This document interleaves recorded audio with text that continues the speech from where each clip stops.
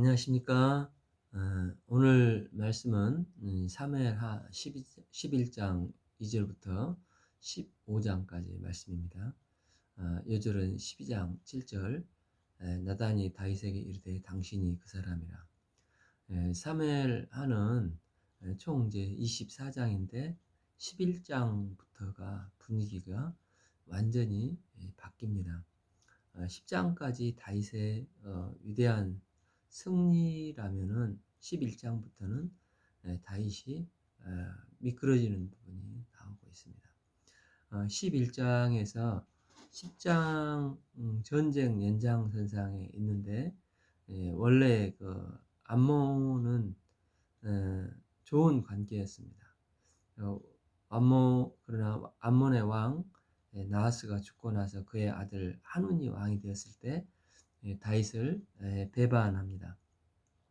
다윗이 보낸 사신들을 조롱과 수치로 돌려보내고 한운이 스스로 두려워서 아람을 끌어들여 전쟁을 하는데, 1차는 요압과 아비새가 출격을 해서 암몬을 물리치고, 이제 그렇게 하니까 2차 아람은 원래 이제 8장을 보면 조공국이 되었는데, 다시 한번 어, 어, 이번 기회에 세력을 모아서 지금 유대와 전면전을 펼칩니다. 이때 그 다윗이 참전을 해서 다시 한번 대승을 거두는데, 여기까지가 이제 10장입니다. 그러나 중간에 승리는 했지만 소강 상태가 되어서 이제 11장 암몬 정벌 전쟁에 다시 시작이 되는데, 어, 해가 돌아와 왕들이 출전할 때가 되었는데, 범이 됐다고 해도 이렇게 표현을 해도 되는데, 왕들이 출전할 때가 되었다고 하면서, 그러나 왕은 예루살렘에 그대로 남아있더라, 이렇게 나오고 있습니다. 여기서부터 성경 저자는 다윗에 대해서 비판적인 시각을 드러냅니다. 이전까지는 다윗이 직접 참전을 해서 선두에 서서 이제 싸웠다면, 이제는 다윗이 변했다는 뉘앙스를 보이고 있습니다. 출전하지 않는 것부터 시작해서 문제가 연속적으로 꼬리를 이제 물고 마치 나비 효과처럼 문제들이 끊임없이 이어집니다. 2절에 저녁 때 다윗이 그의 침상에서 일어나, 왕이 늦게 잔다고 누가 뭐라 할 사람이 없습니다. 그러나 다윗이 그동안 그런 사람이 아니었는데, 이제 이렇게 나오고 있습니다. 다윗이 왕국 옥상에서 거닐다가 이제 업무 시간에 침상에 있고, 또 뭔가 게을러지고 나태해지고 있는 모습을 볼 수 있습니다. 그곳에서 보니 한 여인이 목욕을 하는데, 이제 워낙 고대 사회이기 때문에 우리로 따지면 고조선 시대, 이제 인터넷을 검색해 보니까 고조선이 BC 한 3000년에서 BC 한 200년 전으로 치고 있는데, 다윗 시대가 한 1000년 왔다 갔다 하는 경이니까, 그러다 보니까 지붕을 뒤덮기가 쉽지 않는 시대였었을 것입니다. 특히 예루살렘 같은 경우는 물이 하늘에서 내려오는 경우 외에는 조달 방법이 따로 별로 없기 때문에 일반 가정의 욕실은 천장이 뚫려 있었던 것 같습니다. 그러면 자연히 비가 오면 물을 저장해 놓을 수가 있습니다. 그러니까 다윗성이 가장 높은 곳에 있고, 그 왕궁에서도 옥상에서 다윗이 거닐다 보면 욕실들이 보일 수가 있습니다. 그래서 다윗이 밧세바가 목욕하는 것을 우연히 보고 심히 아름답다고 했습니다. 4절에서 전령을 보내서 왕의 권력을 이용해서 밧세바를 데려다가 동침을 하게 됩니다. 그런데 밧세바가 덜컹 임신을 해버린 것입니다.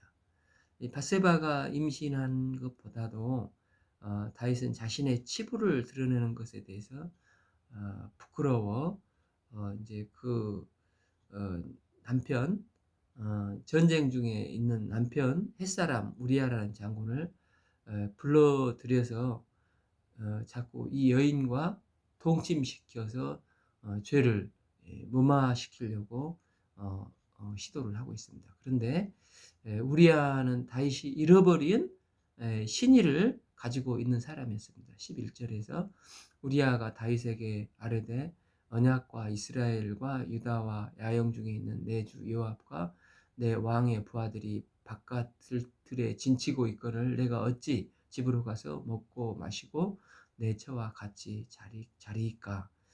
그리고 끝까지 아내와 동침을 안 합니다. 이렇게 말하는 우리아는 이방인 사람입니다. 이방인 우리아가 오히려 하나님의 언약궤와 이스라엘과 유다와 야영 중에 있다는 것을 더 중요시 여기는 것을 보면서 대조되고 있습니다. 그래서 다윗이 이제 또 최악의 수를 써서 14절에 대장군 요압에게 편지를 써 15절 너희가 우리아를 맹렬한 싸움 앞에 두고 너희는 뒤에 물러가서 그를 맞아 죽게 하라 라고 무서운 편지를 쓰게 됩니다. 이제는 다윗의 눈에 전쟁의 승리 이런 것이 눈에 안 보이는 것입니다. 어떻게 하면 우리아를 마치 사고인 것처럼 위장해서 죽일 것인가 하는 죄악된 마음으로 가득 차 있습니다. 다윗이 왜 이런 일을 하는 겁니까? 다윗은 그냥 왕이 아니라 위대한 왕으로 남고 싶었던 것입니다. 자기 죄가 드러나지 않고 자기는 선한 왕으로서 계속 백성들에게 보여주고 싶었던 것입니다. 우리도 충분히 그럴 수가 있습니다. 죄는 그 속에 점점 커져가는데 끝까지 우리가 착한 사람인 척 하고 외식할 때 우리가 분명히 죄가 있는데도 불구하고 그 죄를 드러내지 않고 끝까지 선한 사람인 척 남을 속이려고 감추고 싶을 때 거기서 우리의 죄가 점점 더 커집니다. 우리의 죄악됨을 주님 앞에 솔직히 회개하면서 아프지만 회개하면서 거기서부터 우리가 이제 돌이킬 수가 있는 것입니다. 그러나 이제 계속 숨기고 싶고 또 사단은 계속 숨길 수 있다 이렇게 유혹을 합니다. 그래서 숨기다 보면 거짓이 커지고 어느 순간 감당할 수 없을 정도까지 커져 결국 우리아를 살인하게 되는 데까지 가게 됩니다. 그래서 다윗은 요압이 성벽 바로 밑까지 우리아를 보내서 결국 우리아는 죽게 됩니다. 자신의 욕망을 채우고 자신의 죄를 감추고자 권력을 이용하여 죄 없는 우리아를 죽였는데 18절 요압이 사람을 이제 보내서 그 전쟁의 모든 일을 다윗에게 이제 보고를 합니다. 21절에서 다윗이 어찌하여 성에 가까이 갔느냐 이렇게 묻거든 이제 전령에게 내가 말하기를 왕의 종 햇사람 우리아도 죽었나이다. 24절 왕의 종 햇사람 우리아도 죽었나이다. 또 이렇게 이제 보고를 하니까 25절에서 다윗이 전령에게 너는 요압에게 이 일로 걱정하지 말라. 칼은 이 사람이나 저 사람이나 삼키느니라. 칼은 이제 이 사람 저 사람 삼키는 것이니까 당장 전쟁에 일부 패했다고 장군이 죽었다고 해서 걱정하지 마라.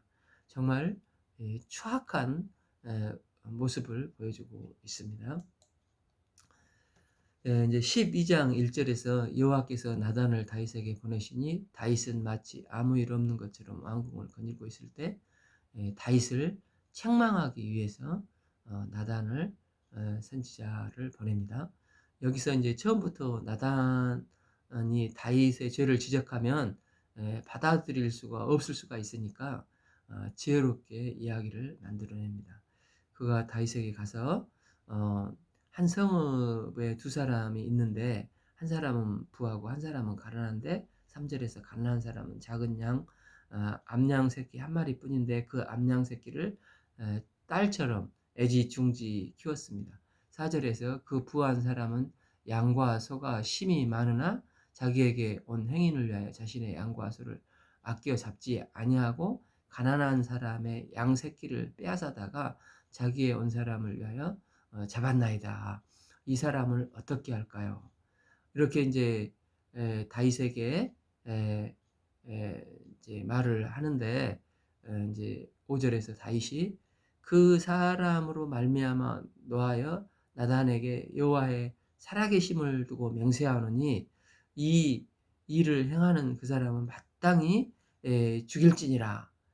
이렇게 화를 냅니다. 다윗은 자기 스스로를 심판한 셈입니다.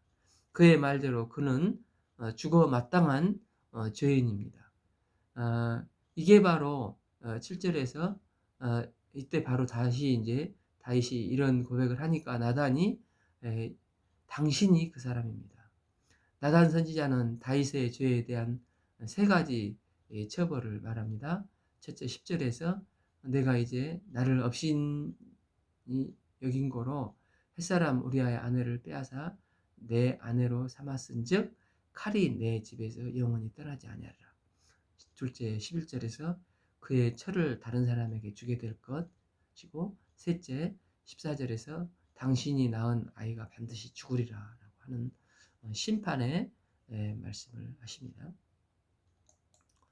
나단의 이 예언대로 18절에서 태어난 아이는 죽었고 나머지 이제 예언들은 13장 23절에서 29절까지 보면 이루어지고 있고 16장 21절에서 이 사람들이 압살롬을 위하여 옥상에 장막을 치니 죄송합니다. 압살롬이 온 이스라엘 무리 눈앞에 그 아버지의 후궁들과 더불어 동침을 했습니다. 그런데 다윗은 하나님의 이 책망을 듣자마자 변명하지 않고 회개를 합니다. 13절에서 내가 여호와께 죄를 범하였노라. 시편 이제 51편 16, 17절에서 자신의 죄를 우슬초로 정결하게 씻어달라고 간절히 기도를 합니다. 16절에서 주께서는 제사를 즐겨 아니하시나니 그렇지 아니하면 내가 드렸을 것이다. 주는 번제를 기뻐하지 아니하시나이다. 17절에서 하나님께서 구하시는 제사는 상한 심령이라. 하나님이여 상하고 토기하는 마음을 주께서 멸하지 아니하시리라.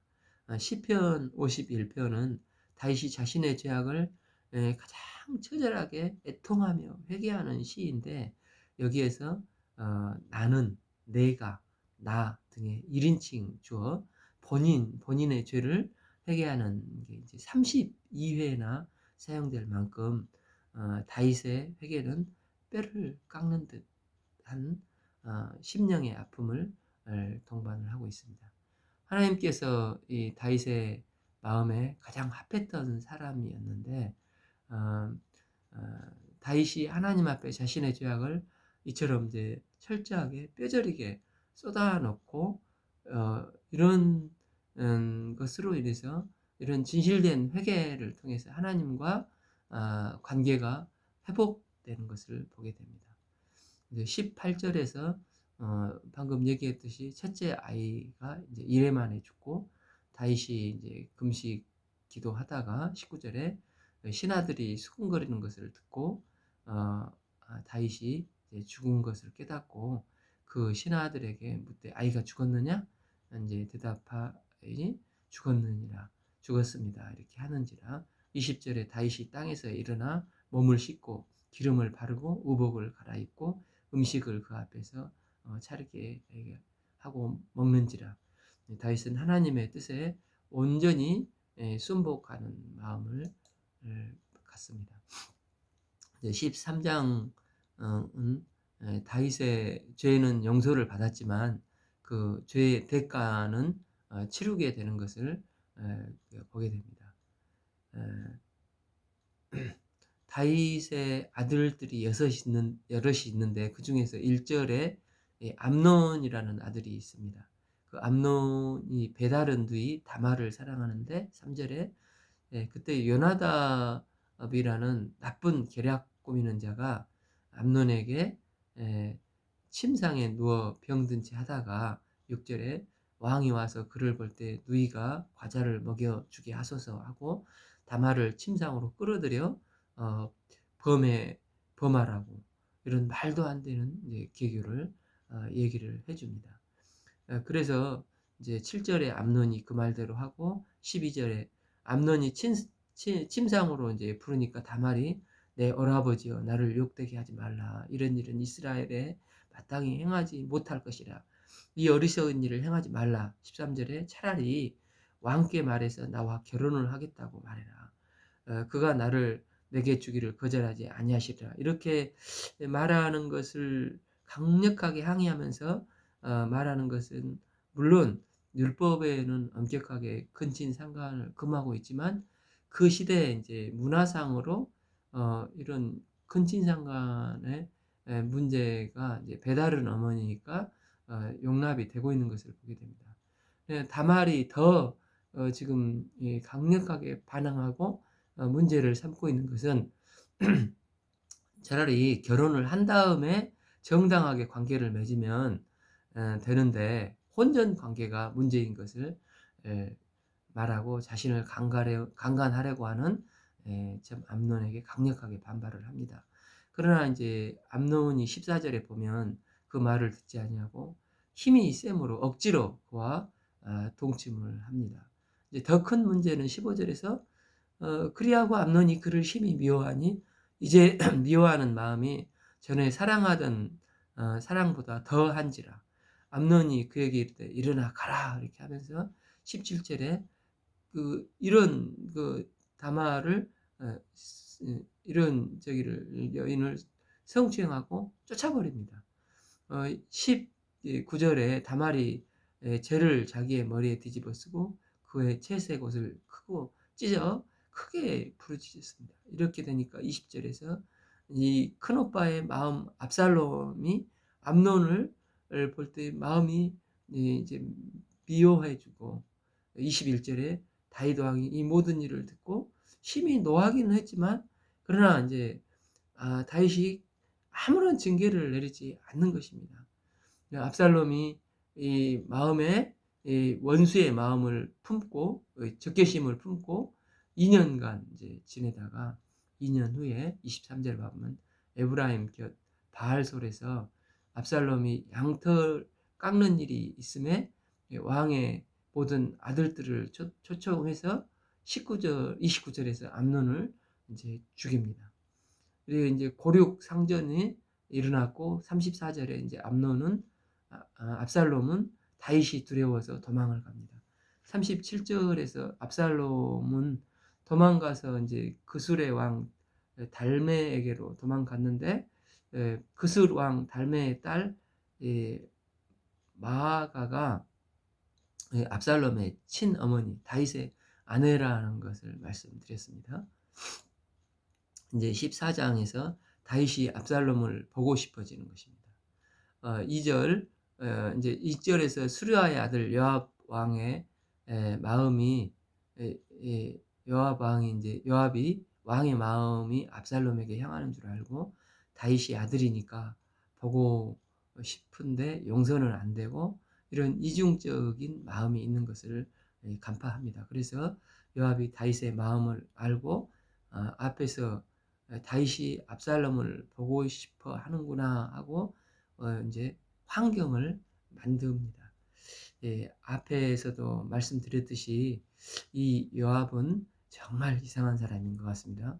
어떻게 보면 다윗에게 굉장히 충신이고 또 우리아 사건 때를 보면 정말 나쁜 일인데 다윗이 원하면 그래도 다윗이 시키는 것을 다 합니다. 그리고 나중에 다윗이 마지막 이제 인구 조사를 할 때도 여호와의 뜻이 아닙니다. 이렇게 하면서 또 다윗을 막을 때가 있습니다. 그럴 때 보면 굉장히 선한 것처럼 보이고 암논 이제 점령전에서 12장이 끝나는데 암몬을 다 점령하고 마지막에 암몬의 수도 라빠성을 점령할 때는 자기가 직접 안 치겠다고 다윗에게 서신을 보내서 내가 혹 점령하면 내 이름이 이제 불릴까 두려우니까 왕께서 오셔서 내가 이겨놨으니까 점령만 하소서. 그래서 왕의 권위를 세우소서. 이런 걸 보면 또 굉장히 충성하는 사람인데 어쩔 때 보면 이상한 짓만 하고, 예, 특히 또 다윗이 나쁜 명령을 내리면 그렇게 잘 따릅니다. 예, 그러나 이번 같은 경우에는 또 다윗이 시키지도 않았는데 또 이제 알아서 이렇게 하고, 또 압살롬이 다윗을 이제 죽이려고 반란을 일으켰을 때 다윗은 압살롬을 죽이지 말라고 했는데 그의 과도한 충성심으로 또 압살롬을 죽입니다. 이 아브넬을 죽인 사람도 요압이지 않습니까? 이 종잡을 수 없는 이상한 사람. 다윗은 다윗의 병권을 쥐고 있는 사람으로 압살롬이 아마 아, 요압이 다윗의 삼촌인데 병권을 쥐고 있기 때문에 어떻게 보면 다윗마저도 통제하기 힘들었던 사람인 것을 보게 됩니다. 그래서 다윗이 죽을 때 이제 솔로몬에게 유언으로 요압은 꼭 제거하도록 유언을 합니다. 저기 14장 1절에서 어찌됐건 이번에는 이제 요압이 압살롬을 데려오기 위해서 또 전략을 짭니다. 2절에서 연기 잘하는 여인을 데려다가 왕 앞에서, 6절에서 이 여종에게 아들이 둘이 있더니 그들이 들에서 싸우다가 말리는 사람이 없으므로 한 아이가 다른 아이를 쳐 죽였습니다. 그래서 7절에서 그런데 다른 사람들은 이 아이마저 죽이라고 합니다. 그러나 나에게 비록 나쁜 놈이지만 아들이 하나밖에 안 남았는데 어떻게 하면 좋겠습니까? 하니까 다윗도 이제 눈치를 채고 19절에서 왕이 이르되 이 모든 일이 요압이 너와 함께 하였느냐 하니 여인이 왕의 종 요압이 내게 명령하였고 그가 이 모든 말을 왕의 여종의 입에 넣었습니다. 이렇게 하니까 결국 요압에게 명령해서 압살롬을 데리고 오라고 합니다. 그 23절에 이제 요압이 일어나서 구슬로 가서 압살롬을 데리고 예루살렘에 왔는데, 문제는 또 데리고 왔는데 다윗의 마음이 아직 정리가 안 돼 있고 우유부단함을 보여줍니다. 원래 다윗이 이런 사람이 아니었는데 여기서 굉장히 우유부단합니다. 압살롬을 데리고 왔으니까 압살롬을 왔으나 압살롬을 용서는 안 해줘서 또 압살롬을 만나주지 않습니다. 24절에 왕이 이르되 그를 그의 집에서 물러가게 하여 내 얼굴을 볼 수 없게 하라 이렇게 하고 왔는데 압살롬을 자기 왕의 얼굴을 보지 못하게 그저 2년 동안 그렇게 하는 것입니다. 그 압살롬이 2년 동안 예루살렘에 있었으나 아버지가 아들 얼굴을 안 보니까 더 힘든 겁니다. 그래서 요압을 이제 불러서 그러나 이제 29절에 봐보면은 압살롬이 요압을 왕께 보내려 하여 요압에게 사람을 보내 부르되 그에게 오지 아니하고 또 그에게 보냈는데 요압이 아직도 안 옵니다. 아마 요압은 다윗 왕이 싫어하니까 이제 안 왔던 것 같습니다. 이 두 번이나 요압을 불렀는데 안 오니까 이 압살롬이 부활을 시켜서 30절에 요압의 밭에다가 불을 질러 버립니다. 그러니까 이제 그때 요압이 찾아와서 어찌하여 내 종들이 내 밭에 불을 질렀느냐 이렇게 따지니까 32절에 내가 두 번이나 불렀는데도 안 왔잖아요. 아버지에게 말 좀 해주세요. 내가 아버지를 보고 싶습니다. 내가 만일 죄악이 있으면 왕이 나를 죽이실 것인데 죽여도 좋습니다. 이렇게까지 이제 이야기를 하니까 33절에 요압이 다윗에게 말을 하고 다윗이 압살롬을 만나주는데 한마디도 안 합니다. 15장으로 넘어가서 압살롬은 이제 다윗의 마음이 아주 굳어져 있고 안 좋다는 것을 알고 이제 자기의 마음, 자기를 위하여 병거와 말을 준비하고 호위병 50명을 그 앞에 세우고 이제 반란을 꿈꾸게 되는 것을 봅니다. 이제 2절에서 압살롬이 예루살렘 성문 앞에 앉아서 예루살렘에 들어오는 사람들에게 전 이스라엘 지역의 민원을 압살롬이 처리를 하나하나 해 줍니다. 4절에서 압살롬의 행함이 이와 같아서 성경은 이스라엘 사람의 마음을 훔쳤다고 이렇게 표현을 하고, 또 6절에 이스라엘 사람의 마음을 도적질을 했다 이렇게 표현을 하는데, 이것을 무려 7절에 보면 4년 동안 그렇게 합니다. 이제 압살롬이 반역을 하고자 작정을 한 겁니다. 그러면서 이스라엘 사람들에게 이미 다 이제 4년 동안 밑밥을 뿌려놓지 않습니까? 그래서 반역을 내가 할 테니까 내가 신호를 하면 다 같이 들고 일어나.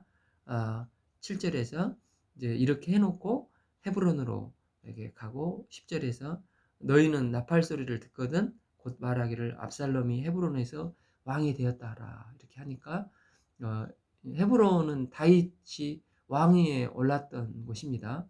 원래 유다 지파의 수도로서 이 헤브론에 가서 이제 반역을 한 것입니다. 13절에 전령이 이 소식을 다윗에게 와서 말하되 이스라엘의 인심이 다 압살롬에게로 돌아갔나이다 이렇게 합니다. 그래서 14절 이 말을 듣고 다윗이 도망을 하기 시작합니다. 왜냐하면 이스라엘 병권이 이미 압살롬에게 넘어갔습니다. 압살롬이 장악을 했는데 다윗은 이제 예루살렘 도시 한 군데만 힘을 가지고 있는 것입니다. 그러니까 17절에서 왕이 나가면 모든 백성이 다 이제 따라서 벤메르하게 이르러 18절 그의 모든 신하들이 그의 곁으로 지나가고, 이제 그렛 사람, 블레셋 사람 및 가드에서 온 모든 가드 사람 600명 군대들이 다윗의 도망을 호위하고 있습니다. 다윗이 도망가면서 두 부류를 돌아가라고 합니다. 하나는 다윗의 군대 중에 용병대가 있는데, 방금 얘기한 그 블레셋과 그렛 사람, 가드 사람 다 같은 말입니다. 이제 이들은 이제 크레타 출신으로 블레셋 사람들입니다. 이 용병 군대를 이끄는 사람이 가드 사람 이때라는 사람인데, 19절에서 너도 돌아가고 내 동포들로 데리고 가라. 이것은 이제 우리 집안 일이고 우리나라 일인데 너희들은 사실 아무 상관없으니 돌아가라고 그렇게 다윗이 얘기를 합니다. 그런데 이때라는 사람이 참 멋있는 고백을 합니다. 21절에 이때가 왕께 여호와의 살아계심과 내 주 왕의 살아계심으로 맹세하옵나이다. 진실로 내 주 왕께서 어느 곳에 계시던 이제 사나 죽으나 종도 그곳에서 있겠나이다 하니 그가 끝까지 왕을 따르겠습니다. 이 다윗이라는 인물이 정말 신의가 있는 인물이었구나. 다윗이 이렇게 망하고 또 쫓기는 입장에서 이제 전혀 자기와 아무 상관이 없는데도 끝까지 생명을 걸고 따라가고 다윗을 지키겠다고 합니다. 그리고 이제 25절에 보면 제사장들에게도 돌아가라고 하는데, 왕이 사독에게 이르되 보라 하나님의 궤를 성읍으로 도로 메어 가라. 만일 내가 여호와 앞에서 은혜를 입었으면 도로 나를 인도하사 내게 그 궤와 그 계신 데를 보이시리라. 26절에 그러나 그가 이와 같이 말씀하시기를 내가 너를 기뻐하지 아니하다 하시면 종이 여기 있사오니 선이 여기시는 대로 내게 행하옵소서 하리라 이렇게 하는데, 즉 법궤는 예루살렘에 그대로 있어야 한다. 그래서 예루살렘으로 돌려보내고, 그러면서 만약에 여호와의 뜻이면 내가 다시 그곳으로 돌아갈 것이고 여호와의 뜻이 아니면 주님의 뜻대로 나에게 행하시도록 그렇게 기도하라고 합니다. 즉 내가 만약에 잘못돼서 주님께서 나에게 벌을 주시는 것이 주님의 뜻이라면 주님께서 내게 벌을 주시는 게 합당하고 주의 뜻이 이루어지도록 기도를 하라는 것입니다. 그러면서 다윗은 이제 29절에 봐보면 사독과 아비아달이 하나님의 궤를 메고 이제 예루살렘으로 돌아가고, 30절에 다윗이 감람산 길로 그의 머리를 가리고 맨발로 이제 울고 이제 도망을 갑니다. 모든 이제 백성들도 각기 자기의 머리를 가리고 울며 정말 처참하게 비참한 이 피난길에 오르고 있는 것을 보게 됩니다.